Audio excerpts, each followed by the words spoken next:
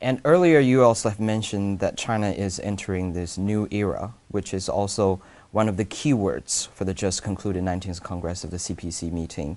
And the new era, of course, means socialism with Chinese characteristics enters the new era. And what does this new era mean, and what does it imply in China's drive for the modernization? From my personal perspective, I have to say this is my personal view. The new era means several things. One, as I mentioned before, China has entered a new era where China will become a globally influential power. There are only one power that can be compared to that of China, that is the United States. I call it first tier two. But of course, the US is much stronger than China at the time being. But China is catching up pretty fast. The gap is being narrowed. And interestingly, there is no country that comes closer to the first tier. That gap actually is widening. The first tier, between first tier and any other country, that gap is widening. So that is the significance, number one, of the new era. Secondly, the new era has new guidelines, new thoughts, new thinking that will guide China's modernization drive, that will continue to guide China's path of peaceful rise or peaceful development.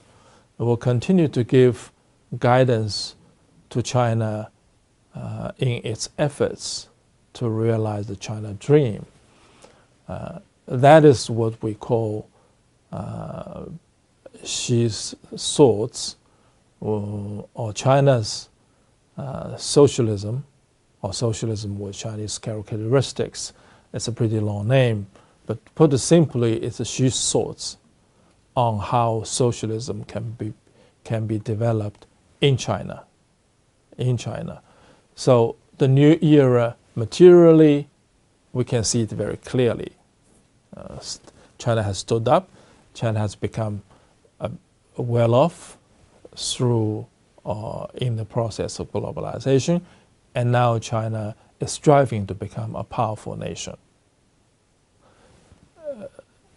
Ideologically speaking, or in terms of theoretical contribution to Marxism, that is the socialism with Chinese characteristics under or in the new era of President Xi.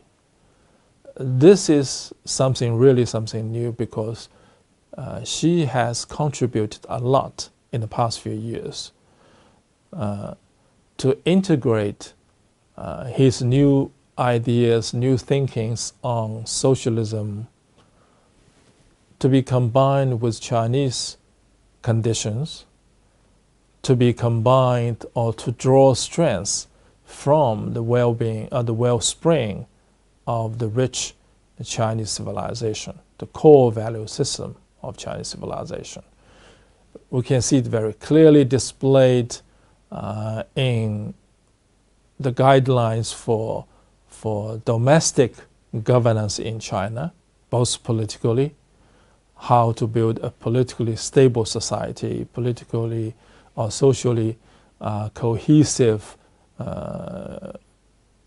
unit, a country, and economically it is progressing steadily, overcoming various difficulties in a very difficult international environment.